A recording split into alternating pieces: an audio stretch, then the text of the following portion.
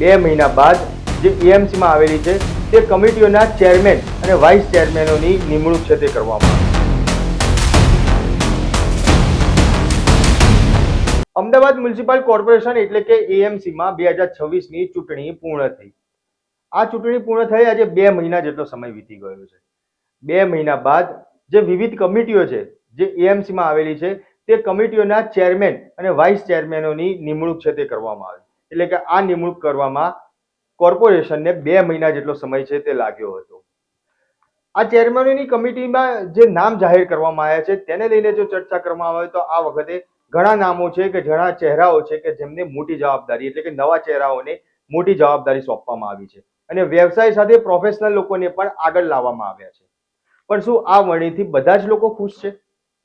સપાટી ઉપર ભલે બધું સાથ દેખાતું હોય પણ ભાજપના જ સિનિયર કોર્પોરેટરમાં અંદર ખાને ભારે નારાજગી જોવા મળી રહી છે અને જે ગણગણાટ છે તે પણ શરૂ થઈ ગયો છે. જેઓ સતત 3 ટર્મથી જીતતા આવ્યા છે તેમની અવગણના કેમ થઈ અને એક જ વોર્ડમાં ડબલ જેકપોટ કેમ લાગ્યા?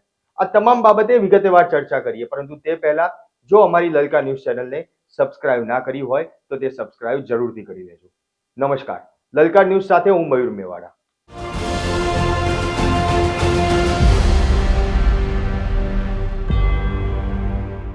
સૌથી પહેલા વાત કરીએ એવા ચહેરાઓની કે જેમને આ વખતે કમિટીના કમાન સોંપવામાં આવી છે. આ તમામ નેતાઓ પાયાના અને સિનિયર કાર્યકર્તાઓ છે તેવું પણ માનવામાં આવી રહ્યું છે. કમિટીઓમાં જો વાત કરીએ તો સૌ પ્રથમ વાત કરીશું એએમટીએસ એટલે કે ટ્રાન્સપોર્ટ કમિટીની, જેની જવાબદારી ખોખરા વોર્ડના કોર્પોરેટર પરાગ નાઈક છે તેમને સોંપવામાં આવી છે. પરાગ નાઈકની જો વાત કરવામાં આવે તો બીજી ટર્મ છે કે જેમાં તે બહુમતીથી જીતેલા છે અને અમદાવાદની જે લાઇફલાઇન ગણાતી જે એએમટીએસ છે તેની જવાબદારી તેમને સોંપાઈ છે. બીજું નામ છે ધરમસિંહ દેસાઈ. ધરમસિંહ દેસાઈ કે જે બોડકદેવ વોર્ડના કોર્પોરેટર છે, સતત બીજા ટર્મમાં તે કોર્પોરેટર તરીકે જીતીને આવ્યા છે અને તેમને વોટર કમિટીના ચેરમેન તરીકેની જવાબદારી છે તે સોંપવામાં આવી છે. ધરમસિંહ દેસાઈ કે જે સિનિયર નેતા તરીકે પોતે ગણાય છે, ઘણા સમયથી તે ભાજપમાં કાર્યરત પણ છે. અગાઉ તેમને એએમટીએસના ચેરમેન તરીકે પદ છે તે સોંપવામાં આવ્યું હતું અને આ વખતે મેયરની રેસમાં પણ તેમનું નામ છે જે ચાલી રહ્યું હતું, પરંતુ તેમને જે વોટર કમિટીના ચેરમેન છે તેની જવાબદારી સોંપી દેવામાં આવી છે. ત્રીજું નામ છે જૈનિક વકીલ. જૈનિક વકીલ કે જે પાલડી વોર્ડમાં કોર્પોરેટર તરીકે સતત ત્રીજી ટર્મમાં જીત્યા છે. જૈનિક વકીલને આ વખતે રોડ એન્ડ બિલ્ડિંગ કમિટીના ચેરમેન તરીકેની જવાબદારી સોંપવામાં આવી. જૈનિક વકીલની જો વાત કરીએ તો વ્યવસાયે તે સીએ તરીકે પોતે કાર્યરત છે અને પાલડી વોર્ડમાં સતત ત્રીજી વાર જીતીને આવ્યા છે. ત્યારે ખાસ વાત કરીએ તો અત્યંત હાઈ પ્રોફાઇલ ગણાતા રોડ એન્ડ બિલ્ડિંગ કમિટીના જે ચેરમેન છે તે જવાબદારી તેમને સોંપાઈ. આ અગાઉ રેવન્યુ કમિટી અને આઈસીએઆઈના ચેરમેન પણ જૈનિક વકીલ રહી ચૂકેલા છે.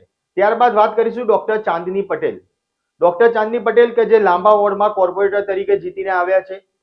ચાંદની પટેલને હોસ્પિટલ કમિટીના ચેરમેન તરીકેની જવાબદારી સોંપવામાં આવી છે.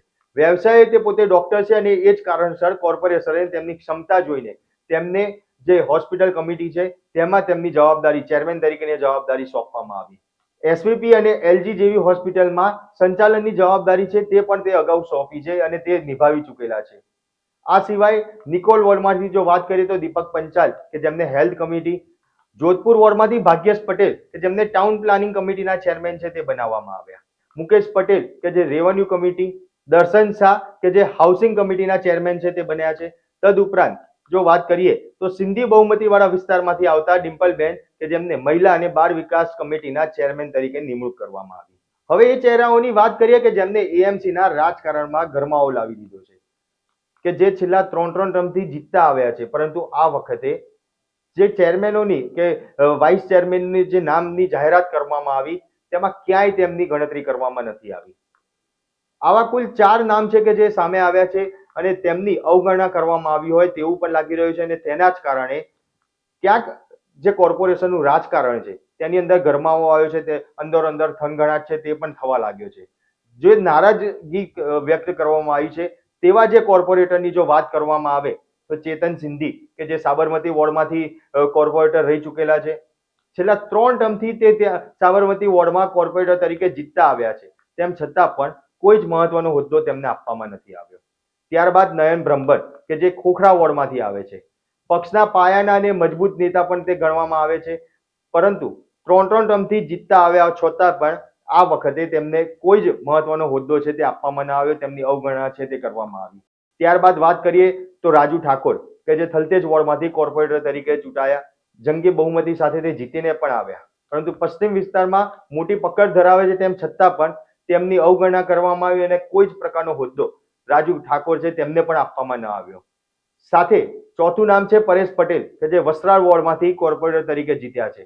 પૂર્વ વિસ્તારમાં સિનિયર નેતા તરીકે તે જાણીતા છે અને જેઓ છેલ્લી 3 ટર્મથી વસ્ત્રાલ વોર્ડની અંદર જંગી બહુમતી સાથે જીત્યા આવ્યા છે, તેમ છતાં પણ કોઈ હોદ્દો તેમને મળ્યો નહીં, હોદ્દાથી તે વંચિત રહ્યા.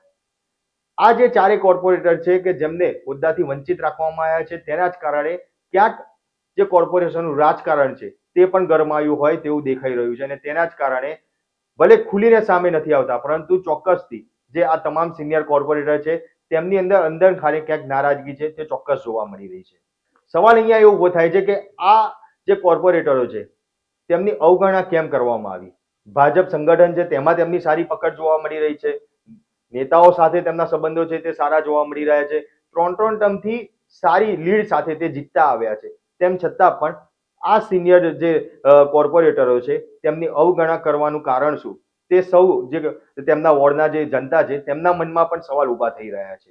ત્યારે રાજકીય પંડિતોનું જો માનીએ તો સતત 3 ટર્મથી જે જીતતા હોવા છતાં આ નેતાઓને સાઇડલાઇન કરવાથી પક્ષની અંદરની આંતરિક જે અસંતોષ જે છે તે આગામી સમયમાં કોઈ નવું સ્વરૂપ લઈને આવે તો કોઈ નવાઈ ના કહી શકાય તેવું પણ રાજકીય પંડિતો માની રહ્યા છે. ત્યારે આ આખી વરણીમાં સૌથી મોટો અને ચોંકાવનારો વિવાદ તો એ છે કે એક જ વોર્ડમાં 2 લોટરી. હા મિત્રો, આ શબ્દ એટલા માટે વાપરવો પડે છે કે અમદાવાદના ખોખરા વોર્ડ પર જે એક જ પક્ષમાંથી તે જીતતા આવેલા કોર્પોરેટર છે, પણ આ બંને કોર્પોરેટર ખોખરા વોર્ડના છે અને આ બંને કોર્પોરેટરોને સારા જે મહત્વના પદ છે, મહત્વના ચેરમેનના પદ છે તે આપવામાં આવ્યા છે.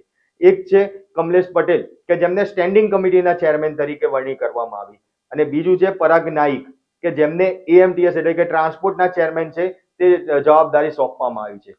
ત્યારે આ બાબતને લઈને પણ અનેક સવાલો છે તે ઊભા થઈ રહ્યા છે કે એક જ વોર્ડમાંથી 2 કોર્પોરેટરોને કેમ જવાબદારી સોંપવામાં આવી? કોર્પોરેશનના ઇતિહાસમાં એવું કહેવાય કે બહુ ઓછું બને છે કે એક જ વોર્ડના 2 કોર્પોરેટરને આટલા મહત્વના અને હાઈ પ્રોફાઇલ પદ એક સાથે મળી જાય. આના જ કારણે બીજા વોર્ડના નેતાઓ એવી ચર્ચા કરે છે કે જો બધું જ આ એક જ વોર્ડને આપી દેવું હતું તો બાકીના 3 ટર્મ વાળા જે સિનિયર નેતાઓ છે તેમનો વાંક શું? તેમની કેમ અવગણના કરવામાં આવી? તેમને કેમ કોઈ મહત્વના પદ ના આપવામાં આવ્યા? તો મિત્રો, આ હતું 2026 મહાનગરપાલિકાનું ચૂંટણી પછીનું AMCનું નવું શાસન અને તેની અંદરની સચ્ચાઈ. એક તરફ પ્રોફેશનલ અને વફાદારોને ઇનામ મળ્યું છે તો બીજી તરફ સિનિયર નેતાઓની અવગણના અને એક જ વોર્ડના ડબલ હોદ્દાઓનો વિવાદ જે પક્ષ માટે માથાનો દુખાવો બની શકે છે. ત્યારે તમારું શું માનવું છે કે શું 3 ટર્મથી જીતતા આવેલા નેતાઓ છે તેમને સ્થાન નથી મળવું તો તે ખરેખર મળવું જોઈતું હતું? ખોખરા વોર્ડને જે મળેલા જે ડબલ હોદ્દાઓ છે તેના ઉપર તમારો શું અભિપ્રાય છે તે કોમેન્ટ બોક્સમાં જરૂરથી જણાવજો. આપના પોતાના પ્લેટફોર્મ લલકારને લાઈક કરો, ફોલો કરો, સબસ્ક્રાઇબ કરો અને શેર કરો.